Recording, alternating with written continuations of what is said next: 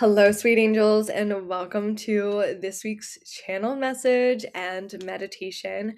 I am so grateful that you guys are here. This week is so magnetic, filled with luck, filled with that expansion energy, and we are really stepping into a new timeline. We're stepping into a higher version of ourselves this week, and the angels have messages for you to help you really anchor in to the luck, to the magnetism, to the magic that is available for you this week. So, first and foremost, hi, hello. My name is Amanda. I am an angelic intuitive, your intuitive spiritual bestie, and I'm here to help you create the dream life and business that has lived within your heart. So, this week in particular, we have a lot going on within the sky, and I want to talk about that because it is very aligned with the messages that were coming through. So, the messages were all about dreaming and dreaming with aligned action, but also opening up to receive. So, first, I want to talk about what's happening in the sky, and then I'm going to dive in to some of these messages. So, on June 9th, what we are experiencing is a beautiful alignment between Venus, Jupiter, trine Cancer, and conjunct the moon. That sounds like a lot of heady stuff that I'm going to break down for you. So, essentially, what this means is that Venus and Jupiter, Venus, the planet of love, beauty, feminine wisdom, aka like creative expansion, is coming into perfect alignment with Jupiter, the planet of abundance, the planet of expansion, the planet of good fortune and luck. So, they're intermingling. And that's creating this beautiful opportunity of luck. They're calling June 9th one of the luckiest days of the year. Now, it's trine, so in a triangle, with Cancer. And Cancer is this beautiful, deep water energy, allowing you to really sit in the depths of your emotions, allowing you to sit in the undercurrent, your intuitive self, and bring that intuition to the forefront.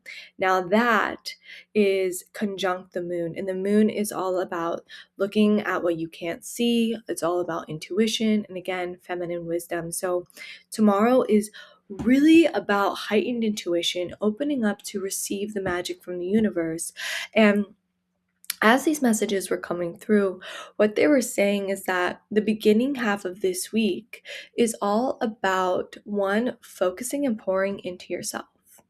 That has been a really big theme in the past few weeks, but this is really, it's almost at a peak, at a climax, because the more you're pouring into what lights you up, especially with the magnetic energy that's going on in the stars and the planets in the sky, you're allowing for a new timeline to take place. You are stepping into a new doorway of infinite possibility. And it's because you are reconnecting with your soul, and your soul is waking up, really showing you, guiding you what you're meant to do, and actually who you're meant to be in this lifetime. I feel like that question has come up is, who am I? Who am I? What is my purpose? What is really meant to fulfill me? And for the past month or so, you've been getting a lot of clarity on that question. And what I'm getting is that a lot of things needed to fall away in order for you to feel so safe, so secure in who you are and in what it is that you wanted to do. And I'm also getting that for some of you, people have come into your life to help you believe when you couldn't believe for yourself. And they were actually catalysts that are sparking this fulfillment awakening. The fulfillment awakening is like essentially the awakening of like your soul's purpose, like the awakening of passions that you didn't really even know existed within you. And what's happening now is like these gifts are continuing to be unlocked. The more you pour into this yourself, the more you're realizing that you truly create the life that you live. And if something doesn't feel aligned in your life, you have the opportunity to stand up for yourself, choose yourself, and say no, and set those energetic boundaries. So the beginning half of this week is really all about realigning with your soul, pouring into yourself. It's almost like you're retraining yourself to act from your soul first, act from your intuition first, and allow that energy to create the aligned steps to help make whatever vision that you have for yourself come to life. Another message that was coming through this week is becoming the process. And I absolutely love this message because you are learning how to fall in love with the process of creation, with the process of being, and you're not racing towards the end result. Because I feel like for this collective that I'm tuning into, you can actually see the result in your mind's eye. You can feel it. You can see the vision. It's grand, it's expansive, but you're at a place now where you know that if you were to take on more than you could handle, you would self sabotage. So you're just like sitting in this awareness of this is what I can handle right now. And what you're doing is you're practicing feeling safe in expansion. You're practicing letting your nervous system expand in a way that feels grounded, that feels anchored. And so that way you can receive more of this vision as divine timing comes, right? And so, little things that you could be doing is you could be going out and purchasing something that, might make you a little uncomfortable in terms of the financial investment, but you're seeing this as a vehicle of freedom, as an opportunity of expansion into a new timeline, and you are understanding that the universe always provides. So it doesn't stretch you too much to where your rubber band breaks, but it just stretches you enough for you to hold that new level of wealth. And that is really what we're after. We're not after the multiple millions of dollars right away. What we can hold right now, maybe just a few $1,000s. And so we're practicing expanding with safety. We're practicing expanding with groundedness, and allowing ourselves to stretch and be stretched in a way that feels aligned. And so that is like huge this week. And then another message that they wanted me to tell you for another example of expansion could be like, let's say you're starting a new fitness journey and you've been running like 2 miles every week. Maybe this week you start to run 2.5. Maybe this week you start to run 3. So they're talking about like baby steps in terms of expansion of what you believe to be possible about yourself. Now, on June 9th, what they're saying is that this is the opportune time to set an intention to really be in like a ritual setting. So you could create a ritual just in your bedroom, in your office space. You could create an altar with some crystals. I'm going to have a little ask activity below that you can do, but it's all about visioning and receiving. So, for example, setting an intention saying, I am no longer available for any stress in my life. Like, my addiction to stress just does not exist anymore. I am only available for expansive opportunities. And I'm only available for timelines of wealth, consistent wealth, of creative expansion and play. I am not available for other timelines. And you're just allowing yourself to then receive, to move through the day saying, Universe, I am open, show me the way. And what I'm getting is that tomorrow could also be a day of community and connection. A lot of messages. Please pay attention to the messages that you receive tomorrow. They're very important in terms of next steps. The universe is speaking to you always, but it's magnified on June 9th. Pay attention to the people that are surrounding you on June 9th, because what I'm getting is a big community and connection feel is that a stroke of genius or a stroke of luck comes through somebody when you're in conversation. So just be open to receive and to listen. A part of receiving is our ability to listen.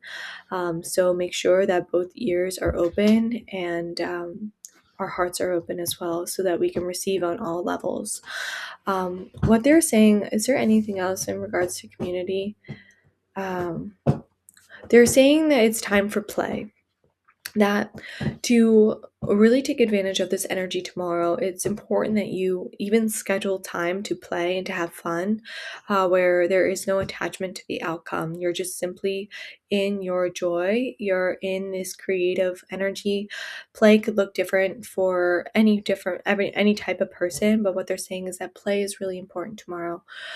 Giving yourself a play day. And even if you do have some tasks that you need to show up for, how can you show up for them with the mindset, with the perspective of play? There was another message that wanted to come through. Yes. So this week, this energy is also a catalyst for your home space. I can see a lot of redecorating going on, a lot of creating a place in your home that feels like yours, that you can go to, that maybe you can meditate or create into like an altar or a sanctuary, or maybe you've been craving a an artist studio, and you're finding a space within your home that you can bring this to fruition. Because when you can create the space within your home, you're creating the space like to become available in the external world, because your home is a reflection of your internal state.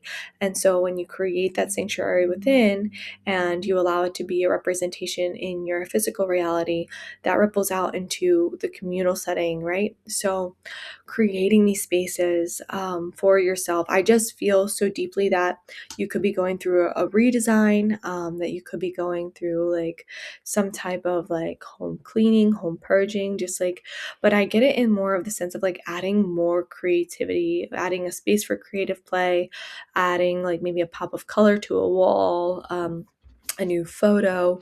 So just let that energy come through, because we are in a time where we're like redoing our home, and that's like our internal home, but also our external environment, and how you can create just something that just feels like your higher self space, the space that really embodies the energy that you are stepping into.